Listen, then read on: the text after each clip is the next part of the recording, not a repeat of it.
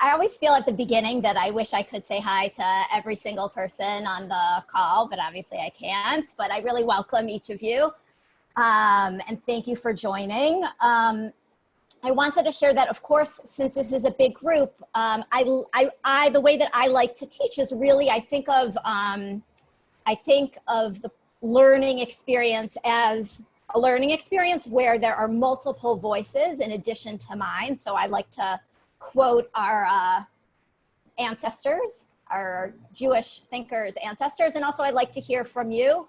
And I will invite 1, 2, or 3 of your voices throughout the session.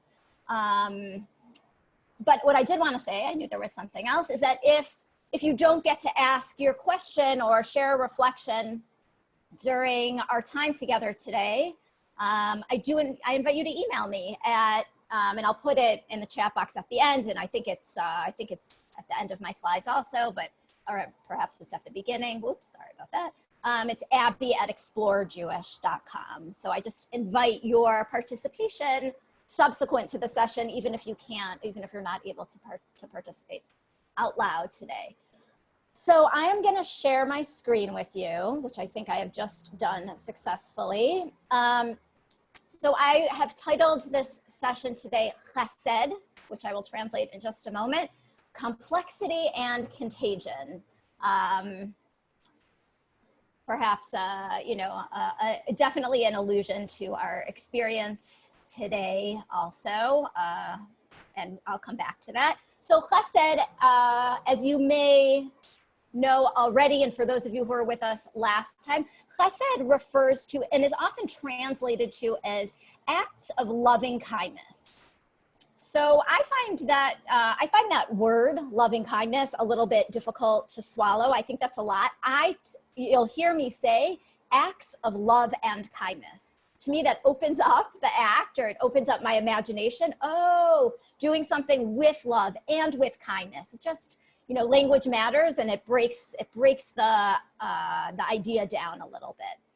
There's one more thing that I wanted to say about that, about Chesed. Abby, while you're thinking on yes, that, yes. we can't actually see your no, thank you, Julie. Thank you, Julie, for telling me that. Okay, hold on. I think this should do it. Thank you so much, Julie. Let me see if that works. There we go. Should work. Yeah, okay. There we go. Let me make my screen bigger so you don't see my many items on my desktop. Okay, and let me go to, I'll go to present mode. Okay, that's better. So this is what I was saying. Here you have the title in front of you, and here you have my email, or just right there is my email in case you do want to reach out afterwards. I'll say briefly also, if you weren't here last time, that chesed, the word itself is only used a few times in the Book of Ruth, but as our history progressed, our ancient rabbis, our ancestors who developed Judaism from a biblical temple-based religion into a very creative, interpretive religion, used the Book of Ruth as really a paradigm of chesed. And so we're going to explore that together today and ask the question, what are the elements of Ruth that are paradigms of acts of love and kindness? And are there more complexities than meet the eye, which, as I said last time, you can tell in the way that I ask the question, I will suggest, and I did suggest last time, that there are more complexities than meets the eye. So I just also want to situate us in a quick review of where the Book of Ruth is. It is part of the third Ketuvim, or writing section of the Hebrew Bible. It is read on Shavuot. As you can see, the 5 scrolls, or 5 Megillot here, are all books that the ancient rabbis said, let's read these on a holiday, and let's either there is an obvious connection, or let's make a connection. Let's articulate a connection. And let me come back to that in a moment. I don't think I wrote here. No, so let me just tell you out loud. I did. Okay. Miraculous slide appeared that the story of Ruth takes place between the barley and the wheat harvests, which is the time between Passover and Shavuot. That's one connection with the story. And Ruth is someone who joins the Israelite people. She accepts upon herself the Israelite God. She accepts upon herself Naomi, her mother-in-law's community in Judea, the land where the Jews lived.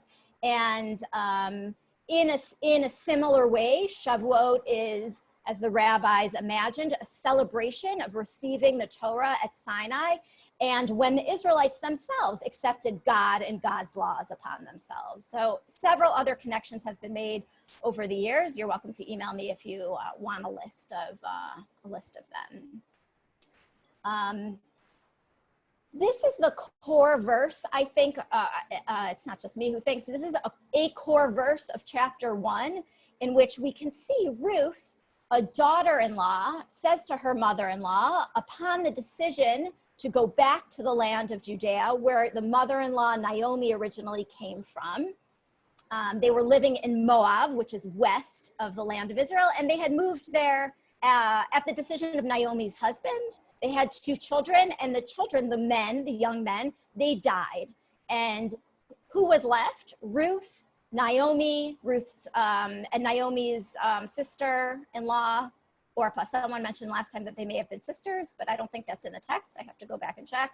So this is the text which I will read out loud that is, again, elevated into a paradigm of kindness, of chesed. And it is one of my former professors from JTS, I wrote a piece about Ruth a while ago, and she wrote, this is probably one of the most moving verses in the whole Hebrew Bible, and it's hard to argue with that. So Ruth says to her mother-in-law, Naomi, who tried to convince Ruth to stay in Moab and go back to her family, don't urge me to leave you, to turn back and not follow you. Wherever you go, I will go. Wherever you lodge, I will lodge. Your people will be my people, your God, my God. It's just a really powerful statement, beautiful also in Hebrew, if you're able to read the Hebrew. And the next verse continues, wherever you die, I will die. Wherever you are buried, I will be buried. I hope you're struck by the beauty, as I am. What I suggested, I know there's like a lot of words here, but what I want to suggest as we shift into chapter 2 today is that oftentimes, as I mentioned, we do think of Ruth as this example of selflessness. But in fact, when you read the text a little bit more closely, and when you understand that it seems like perhaps Naomi, her mother-in-law, did not actually want Ruth and her sister-in-law to return to Judea with her. Moabites were considered, for the most part, in the Tanakh, in the Hebrew Bible, arch enemies of the Israelites. So that raises the question, well, what was motivating Ruth? Was there some kind of act of self-care? And I don't have in these slides, I don't have them, but you'll see them when you get the PDFs of everything. That some scholars suggest that, in fact, in the verses themselves, you can see that Naomi did not want Ruth to go back, but Ruth actually placed the relationship with Naomi first. That was her most important relationship. And so therefore she placed herself first. She made the decision to stay with the person with whom she had the strongest relationship in the present, rather than to go back to the land of Moab, even though that was her, rather than going back to her mother's and father's house, most likely, in the land of Moab. And the fact that there is this question, that we can sort of read this question out of this first chapter. What was Ruth's motivation? Was it an act of complete selflessness? I think leads us to a big question of what is chesed? What are acts of love and kindness? Is there ever such thing? I'm not the first person to ask this question, of course, as pure altruism. And of course, psychologists and scholars have suggested over time that there is this inextricable connection between taking care of oneself and taking care of another. Which comes first? Perhaps that depends on the situation. And this is a table which you'll be able to look at in more depth. I'm just going to minimize this for a moment. where you can see that there are sort of different models of, do we put ourselves first? Do we put others first? In the end, I think we can try and parse what comes first, what comes second, but there is a link. And the two examples that I love so much are on an airplane, they tell you to put the oxygen mask on first. You take care of yourself before you take care of, and then you're able to take care of someone else. And on the other hand, when you think about our Corona masks, and many of us think, you know, I do it all the time. Oh, I'm going out into the hallway of my apartment building. I've got to put on a mask, which I do. But actually then I remind myself, it's actually not about me, because masks are about preventing, if I'm asymptomatic, it's about preventing others from getting sick from me. But in the end, I'm protected too. So there is this real inextricable link. Sorry, my arrow keys. I'm skipping a few slides here. We're not going to do these today. So what I want to think together with you today about, as we shift into chapter 2 together, is what are the acts of chesed, the acts of love and kindness in chapter 2? Who's the main actor? And I know some of you likely know the story, and you already know that the main actor of chesed in chapter 2 is a guy named Boaz, who we'll read about. And then I also want to think with you about, well, what effect does Ruth's chesed have on her relationship with Naomi, beginning in chapter 2, and also then subsequent to that? And we'll do chapters 3 and 4 together next week on Tuesday.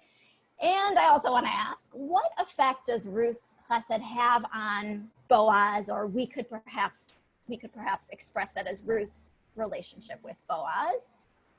And I'm going to throw a few other things out there. I think it's hard to, the numbers kind of automate. So I apologize, but this is actually, if the first one is number 4, are there complexities? Can we read either into the text or out of the text complexities with regard to chesed in chapter 2, the same way I suggested that there are complexities in chapter 1? And what can we glean? What does any of this matter anyway? How is this relevant? Is there a message, that a takeaway, and that might be different for each of us, but is there something that we can take away from chapters 1 and 2 and the complexities of chesed as they are expressed in both those chapters? So I'm going to leave it there, and we're actually, and I apologize that I am, oh, actually, I have to not share my screen. Oh, I'm going to stop my share for a moment. So what I want to do now is actually read a group of verses in chapter 2, so we can really dive into a whole group of verses, hear the beauty of the language. Even in, you know, certainly you probably have heard teachers over time say, oh, you can really only hear the beauty in Hebrew. Of course, I definitely think Hebrew is a beautiful language, and there's a lot of beauty there. I think that this text is so powerful that we can also see the beauty in chapter 2. So I do want to ask for a volunteer. It's about, I think it's like maybe 9 or 10 verses. They'll go fast. Again, to just add another voice other than mine to our learning experience today, would anyone like to do the reading of a select group of verses in chapter 2? And you can volunteer in the chat box by saying you'd like to be unmuted, or you can use the raise hand function. It's in the participant box on the bottom right.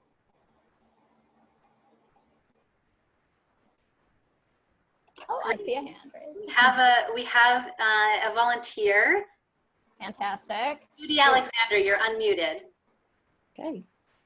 Hi, Judy. Let me show you the text. I'm gonna, okay. You and everyone else. Hold on. Sharing my screen. I'm just gonna make this bigger. Okay, so you can see, this is actually how I format almost all of my Hebrew and English documents. I like to see things with line breaks, and I like to see things side by side. So I hope that that's and I forgot to write up here. I'll do that in a moment. I hope this is a way that's helpful for you to make your way through the text. And so Judy and everyone else who's following, we're actually gonna read, so we're gonna skip this box that you see here and come back to it. We're gonna read straight through to verse 16, okay? Okay. So thank you, Judy. So Judy, I'll just invite you to read strongly and clearly, and I invite everyone else to follow along. Now Naomi had a kinsman on her husband's side, a man of substance of the family of Elimelech, whose name was Boaz. Ruth the Moabite said to Naomi, I would like to go to the fields and glean among the ears of grain, behind someone who may show me kindness. Yes, daughter, go, she replied. And off she went. She came and gleaned in a field, behind the reapers, people who harvest, and as luck would have it, it was the piece of land belonging to Boaz, who was of Elimelech's family. Presently Boaz arrived from Bethlehem. He greeted the reapers, the Lord be with you, and they responded, the Lord bless you. Boaz said to the servant who was in charge of the reapers, whose girl is that? The servant in charge of the reapers replied, she is a Moabite girl who came back with Naomi from the country of Moab. She said, please let me glean and gather among the sheaves behind the reapers. She has been on her feet ever since she came this morning. She has rested but little in the hut. Boaz said to Ruth, listen to me, daughter. Don't go to glean in another field. Don't go elsewhere, but stay here, close to my girls. Keep your eyes on the field they are reaping and follow them. I have ordered the men not to hurt you. And when you are thirsty, go to the jars and drink some of the water that the men have drawn. She prostrated herself with her face to the ground and said to him, why are you so kind to single me out? I am a stranger. Boaz said in reply, I have been told, all that you did for your mother-in-law after the death of your husband, and how you left your father and mother and the land of your birth and came to a people you had not known before. May the Lord reward your deeds. May you have a full reward from the Lord, the God of Israel, under whose wings you have sought refuge. She answered, you are most kind, my Lord, or I have found favor in your eyes. You have comforted me, and to speak gently to your maidservant, though I am not so much as one of your maidservants. Judy, just pause there for a moment. I wanted to just clarify something here. If you read Hebrew, you can see that what I translated is this line right here, which is not to be confused with kindness, because it says, I have found favor in your eyes, but one of the translations that I think is great is, I sort of should say more humbly, like lots of people think is great, is you are most kind, my Lord. And this is the JPS, the Jewish Publication Society translation, but there's no distinction, and that other times when chesed is translated, it's translated as chesed. So I'm including this in here so that you know this is not one of the instances where chesed, the word chesed, is being used. Okay, Judy, thank you. Okay, 14, right? Yes. At mealtime, Boaz said to her, come over here and partake of the meal and dip your morsel in the vinegar. So she sat down beside the reapers. He handed her roasted grain and she ate her fill and had some left over. Okay, I'm going to skip down here and we'll read 15 and 16. When she got up again to glean, Boaz gave orders to his workers. You are not only to let her glean among the sheaves without interference, but you must also pull some stalks out of the heaps and leave them for her to glean and not scold her. Okay, thank you so much, Judy. Thank you for that beautiful reading. You're welcome. You're muted, Abby. Abby, unmute. Thank you. I don't know how I did that. I don't know how that happened. Okay, so I want to do a few things over the next 10 minutes or so, perhaps a teeny bit more. So first of all, let's just summarize. So Ruth and Naomi in chapter 1, they get to the lands of Judah. There's sort of a chorus in this book of women. And at the end of chapter 1, there's a group of women that say, oh my gosh, is this Naomi? And Naomi says, don't call me Naomi, whose name means pleasant. Call me Mara, or Mara, which is actually a lovely sounding name, but it also means, sorry, I guess that was me. I guess I have to turn off my FaceTime. I don't know how to do that, but I'll do that for next time. So at the end of chapter 1, Naomi is welcomed back into the land of Judea, and she says to everyone, my luck has run dry. I am a bitter woman. I am full of my life. She doesn't say I'm a bitter woman. My life is full of bitterness.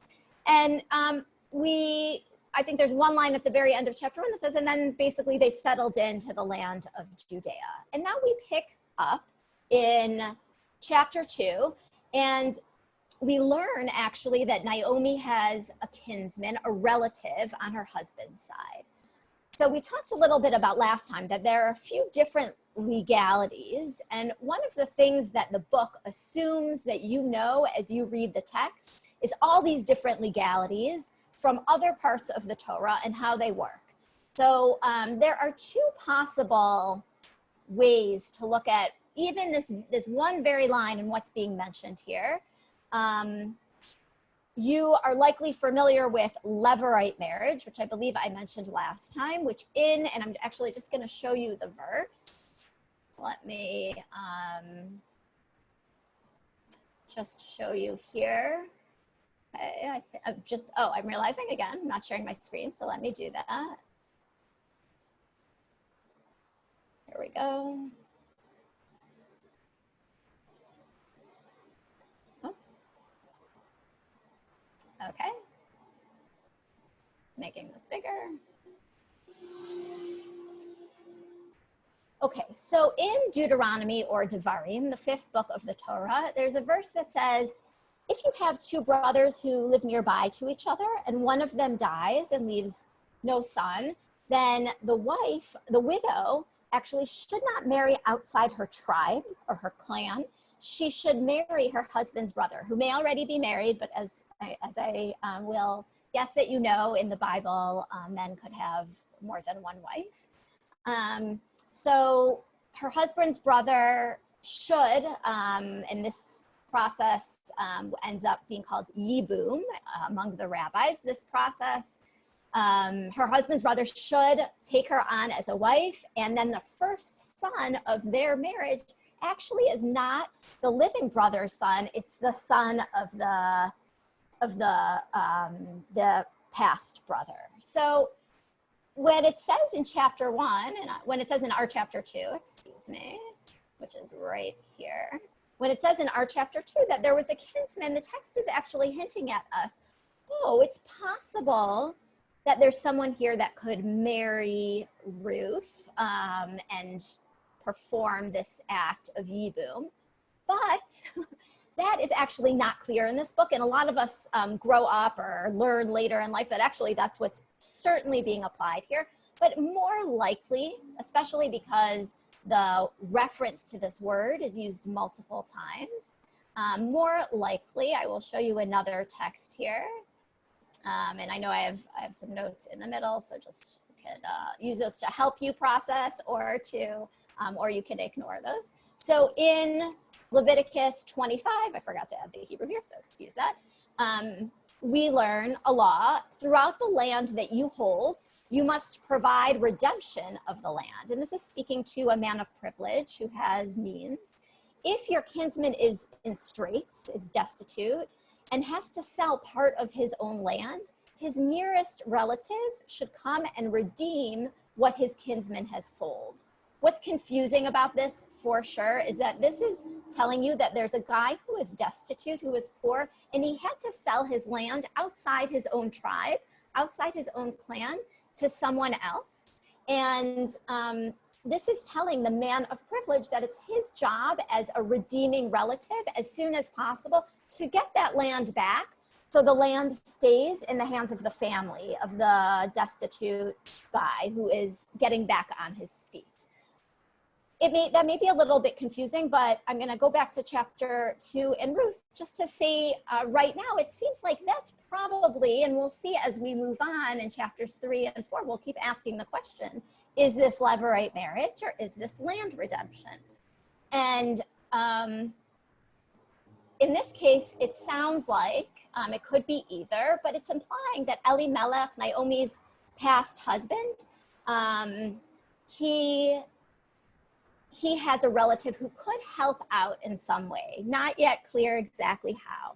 But then the verses proceed to tell us what happened. So I hope that that was a lot of detail in terms of what underlies the legalities of the text, but for those who are interested, I did want you to know that. Let's talk about chesed again, and I know I'm still sharing my screen. So I'm going to stop my share for a moment and invite a couple of comments. Is there anyone who, I know the text isn't right in front of you, but are you able to recall what are some of the acts of chesed that it seems are being done in chapter 2, in our second chapter in the book of Ruth? In the first chapter, we seem to have Ruth, who shows great loyalty to Naomi. Now we have different kinds of chesed happening. So I see a raised hand. Carolyn Braverman. Hi, Carolyn. Hi. I have an answer to that question, but I also have a question. Please. First, Boaz was obviously extremely nice and was even telling some of the other, reapers that, to be nice to her as well. He gave her food and water. So obviously that is an act of kindness. Question that I have, if you don't mind me in the same breath. Sure. You were talking about the land not being, someone's, they had to maybe sell it off or whatever. Does that have anything to do with the Jubilee? Yeah. Yeah. Yes. The idea there, either based in Leviticus or Numbers, I don't recall which one, is that if this land redemption process does not take place, in other words, if there's a relative who is not able to redeem the land, to help the land stay in the family, in the clan, then in the Jubilee year, in the Yovel, or scholars debate, is it the 49th or 50th year, which one? In one of those years, there was this process where the land would go back to the original family in order to keep the land in the family. And this was the Bible's way. This was ancient Israel's way of, at least in the records that we have, ancient way of expressing that the importance of keeping the land in the family, making sure that families had land. So that's an answer to your question, Carolyn. Okay. Thank you. Sure. And if you want, I can also send you some further text documents about that. Okay. It's a complex, interesting process. So returning a little bit to the acts of chesed, as Carolyn said, yes, Boaz provided her with food and water. And I'm going to share my screen again, just I think briefly, just to show you. You might have noticed as Judy was so beautifully reading. So Boaz first says to his daughter, listen, not to his daughter, but to Ruth, in this kind of, I don't know, you might debate about his tone there, but in this caring way, I'll just say for now, he says to her, listen, don't go glean in another field. Stay here close to my other female workers. And then he says, I've ordered my workers not to taunt you, not to cause any harm to you. As Carolyn just said, don't go, if you're thirsty, absolutely go get a drink. And then she says to him, what did I do to deserve this? Why me? Why are you being so kind to me? And then he says, I heard about everything that I heard in town, everything that you did for your mother-in-law. And now I want to just say to you, I'm going to offer, as in a way that Naomi also did to Ruth and Orpah in chapter 1, she offered them a blessing of chesed. Boaz also says, I'm going to offer you, here the word is not chesed, but I hope God rewards you. And she says, basically, thank you so much. And then he also says, as Carolyn says, definitely come and join us for dinner. And finally,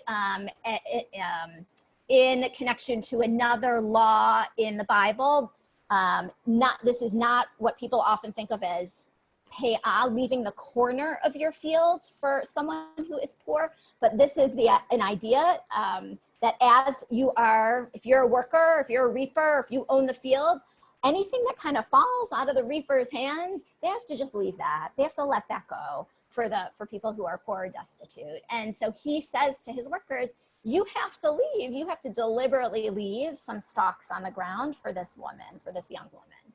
So, and I put numbers here to say, there are 7 acts here that seem like acts of chesed. So I'm just going to stop my share here. So I just want to reflect on these acts of chesed for a moment. And I want to do this in the context of chapter 1, let me just go back. Let me switch here. So in chapter 1, I've suggested that Ruth acts in a way that's perhaps more complex than meets the eye, and that chapter 1 raises questions for us about what motivates each of us, and perhaps it doesn't even matter what motivates each of us. Perhaps what matters is that there are acts of kindness being done. If they are also acts of self-care, that's great. So in that question about the relationship between chesed for oneself or chesed for another, I want to ask you, what is going on here with Boaz? Are Boaz's acts completely selfless? What was his motivation? Is his motivation clear? So I want to invite one, because I think we only have time for one, just one reflection. I'd love to hear from one of you. What was his motivation? Were these complete selfless acts, or were there acts that perhaps also helped him in some way, served him in some way? Wow. Wow. A bunch of people have their hands raised. Barbara? Yes. Okay, thank you. Hi, Barbara. I think, hello, how are you? Good. I think when we talk about why people do things, there are things in Torah that are revealed and there are things that are unrevealed. And I think with Boaz and with Ruth, we can see both of those. With Boaz, he could have been, he's a human being. He sees a beautiful girl and he's attracted to her and he's showing kindness. It also could be because he does know he's in the line of Levirate, in the Levirate line. So those two things could be motivation.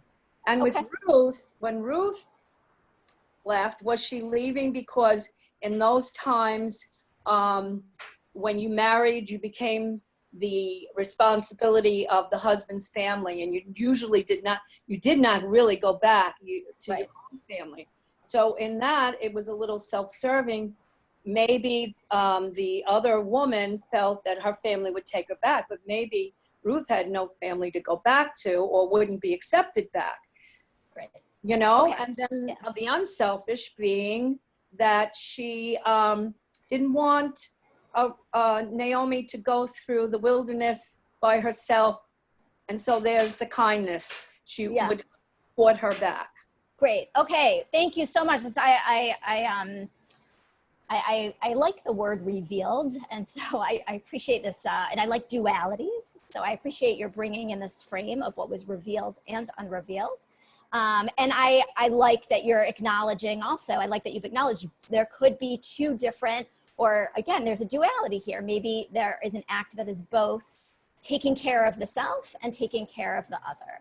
So I want to show you, and I'll share my screen again. I'd like to show you two different possibilities to deepen our understanding of these acts of chesed. So let me share my screen again. And I think, actually bear with me for one moment here. Let me just make sure I have the right, just to make sure this works correctly. Thank you for bearing with me. Oh my goodness. Let me make the screen smaller.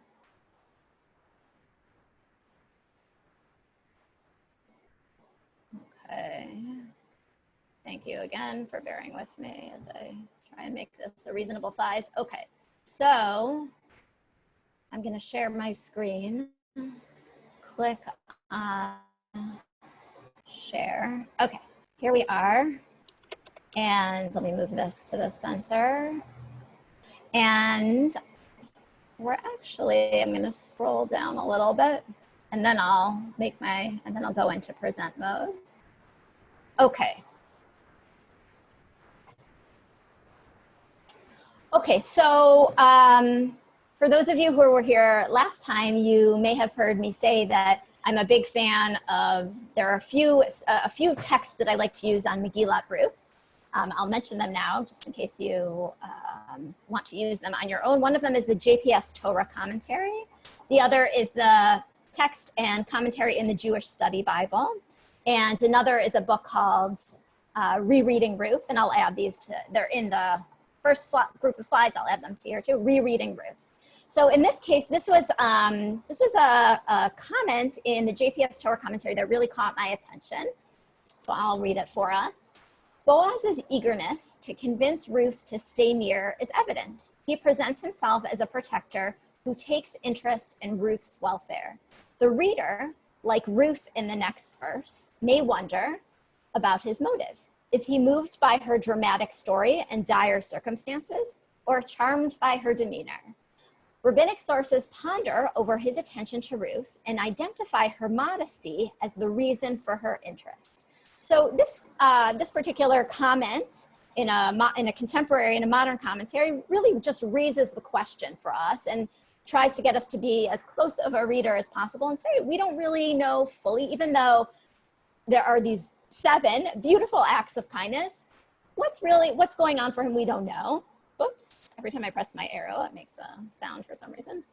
Okay, so this is a section from the Babylonian Talmud, the tractate, the section of Shabbat, page 113, the second side of the page, 113b. And this is a comment, a bit of a tangential comment. As you can see, this is in Shabbat, but the ancient rabbis love to, there are multiple tangents happening in the Talmud. And here's a comment that's relevant to us today. So Boaz, and it's on this comment, it's on this verse in Ruth. Boaz said to his youth who was standing over the harvesters, it's a little unclear, to whom does this young woman belong? And they say, was it Boaz's habit to inquire about a young woman? Rabbi Elazar said, he saw in her a matter of wisdom. And what's in brackets is the English translation being filled in to make it make much more sense to us. I'm going to read that too. He saw in her a matter of wisdom and Torah, and that is why he asked about her. When he saw that she collected 2 stalks, but did not collect 3 stalks, she thereby acted in accordance with the halacha, the Jewish law, that 3 stalks lying together are not considered to be gleanings left for the poor. Rather, they remain in the possession of the owner of the field. Something not in the Torah, but the rabbis add that law subsequently in the Talmud here. It was taught in a Braita. So here's another reason. At first, he was drawn to her wisdom. Now we're going to read about something else. And a Braita is an earlier source. It's a source from the time of the Mishnah, which was edited about 300 years earlier than the Gemara. Mishnah is the first part of the Talmud. The Gemara is the second part. So it was taught in an early source. He saw a matter of modesty in her. And this is something that a participant mentioned last time also.